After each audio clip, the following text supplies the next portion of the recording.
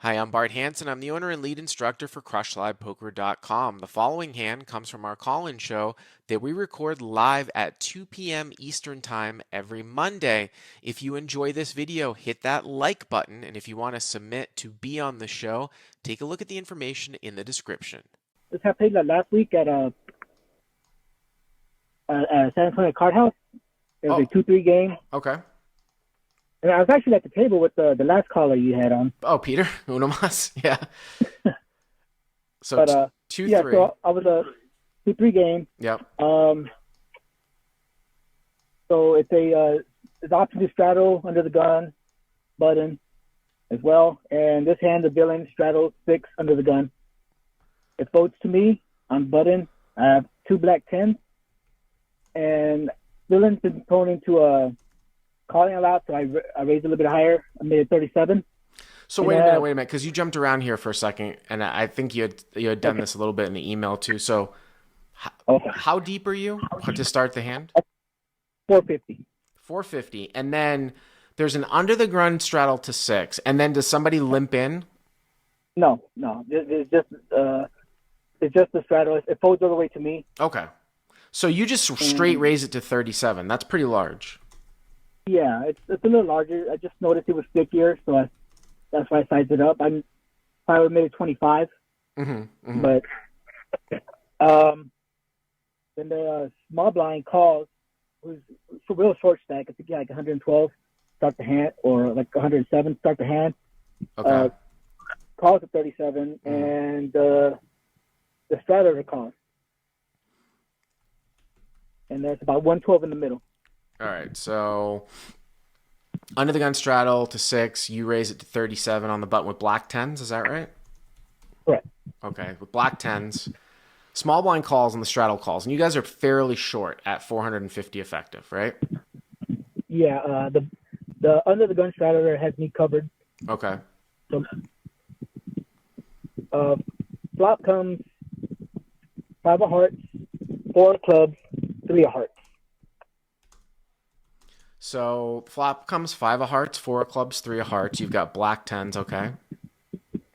Uh, Small blind checks, Yep. straddler checks, and I bet 60 into 112, Okay.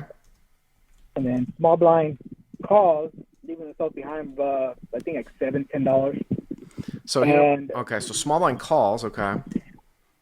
and then the straddler starts tanking, and then shoves all in. All right, so this is a structured hand analysis, sort of stove in your head type thing that I have talked about in the past here before, that there's sort of techniques that you can do this. I just want to make sure, you said the small blind is almost all in now, right? Small blind's almost all in. Yeah, it's very little. Yeah. Like $7-10 left. That's about it. Yeah, so the small blind is almost all in. So you bet 60. We'll just treat him all in for now. So you bet 60. He makes the call. So now the pot is like maybe $230. And then if the other guy calls, it would be like 290. And he's got another, say, 370. So I want to say the pot is probably like, you're probably getting right around 2-1. It might be like the pot's like maybe 750. Let's see here. 60, 112. Let's see. So 60 into 112, 232. And then he shoves for 632. So pot's like 632. I would say maybe like 360 for you to call. So, I think you're getting slightly less than 2-1. So you probably need something around 35 to 36% equity here to make this call. And the reason why I can do that on the fly is because I know, in terms of pot odds, like, it's not really hard. I have it memorized in my head, which is what I would recommend for a lot of people, especially that don't necessarily know the math. Like, if you can figure out your pot odds, meaning that, again, in this case, the pot's somewhere around 640, 650, and we said it was like 370 to call, so you're getting a little bit less than 2-1. But if you're getting 2-1, you need 33%. If you're getting 3-1, you need 25%. If you're getting 4-1, you need 20. You can just memorize that. If you're only getting 1.5-1, you need 40. So in this case, you're getting a little bit less than 2-1. I would say you probably need 35 or 36% to make this call. Now, you've got the added factor that the small blind is in the hand. But if you were just heads up, if you were even just heads up, let's just look at this from a heads up perspective, right? Getting 2-1, can you make this call? Do you know like what your chances of winning are against 2-pair with an overpair? Like say he's got like 5-4. Do you know what the odds are? Do you know what the percentage is? I think 30%. It's 25%. I'm pretty sure. So if you have an overpair and someone's got 2-pair, you got, because he can get counterfeit. I'm fairly certain it's 25%. So you're 25% against 2-pair. Against sets, you're doing really badly. You're probably like maybe 15% against sets. Against flop straights, you're almost drawing dead. And then when you have like, when the guy's got like the nut flush draw, you're probably flipping because he's going to have one overcard, a gut shot, and a flush draw. So let me see if I can do this here out real quick. And this is how I would do it. On the surface, to me, depending on how wide he's going to call from in the straddle, I mean, you made a big raise. So it's like, if the guy's very, very loose and he can have hands like 5-4 suited and 6-7 off to your big raise, then I think it would probably become a fold. If he's normal and the fact that you made it $37 pre-flop basically cuts down and gives him a normal range pre, then I think that he's going to be more skewed towards having, you know, not 2-pair, not 6-7, not ace deuce, but he still probably has all the sets. So let me do this here for the live stream.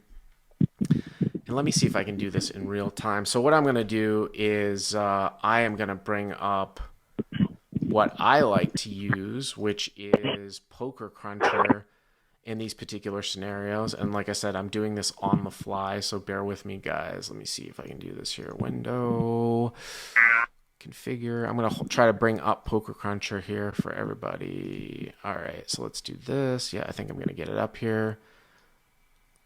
And hopefully this will convert to the YouTube chat as well. All right, there it is. So everybody can see this, right? So I'm going to clear out. And again, for the podcast guys, what I'm doing is I'm going to put in the flop that the caller said that is, oops, I'm going to put in the flop that is 5 of hearts, 4 of clubs, 3 of hearts. Again, this should be up in the visual.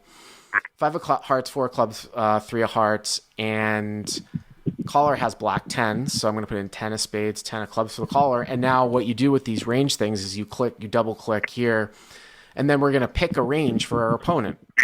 So I think a reasonable range would be all sets, which would be pocket 3s, pocket 4s, pocket 5s, okay? Maybe we give him 6-7 suited, and I'll give him half of the 6-7 suited. So, you know, he's got 2 combinations of 6-7 suited. I'll throw in like a 5-4 suited. Did you say if he was super loose or not? Just out of curiosity. He was super loose. He was super loose. Yeah, that's why I sized it up, because he was not folding to a mini raiser. But then the other thing too is I'm going to put in all the nut flush draws here that don't raise pre-flop. So this is how you do this on Poker Cruncher for you guys watching on the stream. You can actually go in here and then take out the suits so that it's just ace jack of hearts. It's just ace 10 of hearts. It's just ace 9 of hearts. I think that if he's super wide here, the wider he is pre, the more this probably makes this a fold. I actually don't even think that you're going to have close to the right price of 35%. And that's because he just has more hands. Now, if he ends up with a hand because he has more hands pre-flop doesn't mean that he's going to take all of those hands and shove with them. I think he's going to be shoving his good hands and his good draws. So I just put in all the nut flush draws, sets, some 2-pair, and some flop straights. You need 35 or 36%. Off the top of my head, I don't think it's going to even be close, and I'm pumping out 21% here with that range. Plus, you have the guy in the small blind who's acting, who you also have to beat. So when you actually sent this email into me, I was like, oh, this is a close spot. I actually think that this is probably not a close spot. that you're probably going to have to fold because even the hands that you're ahead of, you're just flipping with. I mean, even if he's got like 5-6 here. Plus, you've got the small blind in there too, who could have you beat as well. So definitely multi-way, it's a fold. And it's interesting here that probably even heads up, it's a fold too. So what did you end up doing? Well, that's exactly what I thought because since the small one blind was in, Yeah. and I figured, well, at best I'm flipping, and I tank fold, and I'm just tank folding. Yeah. And then he shows up with if the card flips, the small blind had a A7 of hearts, and he had 7-5 of diamonds. wow. So small blind had A7 of hearts, and the other guy had 7-5 of diamonds for what, a gut shot, and A gut shot with a pair. So that's interesting because now I'll put this back in here.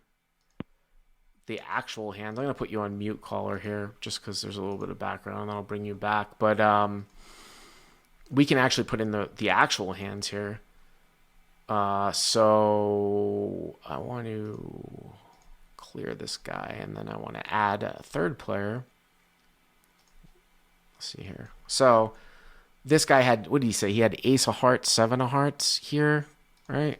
Oop. So I'm going to put in ace of hearts, 7 of hearts, and then the other guy had 7-5 of diamonds. Let's try to do this off. Oh shit. Let's try to do this on the fly here. What would 10-10? What was 10-10 to equity against ace 7 of hearts and 7-5 of diamonds? 10-10 has to dodge any heart. He has to dodge an ace. He has to dodge a deuce. He has to dodge a 6, and he has to dodge a 7. I mean, 10-10's probably, in my professional opinion, 10-10's gonna it's gonna be very close to 35% anyways, if not less, on the fly against ace 7 of hearts and 7-5 of diamonds. In my opinion, let's take a look here. And what is the actual equities here? On 5 of hearts, 4 of clubs, 3 of hearts, 3 ways. Let's see. It's actually even less. It's 27%. So did the caller make a mistake there? Caller was not getting the price 3 ways. Only 27%. It's kind of interesting. I don't know if you saw that, caller, but you're still not getting the right price. So yeah, you can be results oriented to the fact that the board bricked out, but even if that cards were turned over, you're supposed to fold. Should I not bet the flop then? No, I don't think you have to go so far as to not bet the flop, just because, that's like a newer school thought that if you're going to bet fold on the flop for value, you should be checking it back. I don't buy into that. I think that you can certainly bet fold and people aren't raising with the right types of frequencies. I think it's just a bet fold. I think you played it fine. Okay. So anyways, thanks for the call. I appreciate it. If you like what you've seen here, please hit the subscribe button. And if you enjoyed this call in hand, hit the like button down below. To check out crushlivepoker.com, click on the link in the description. Use the code YTA300 to get the first 30 days for free.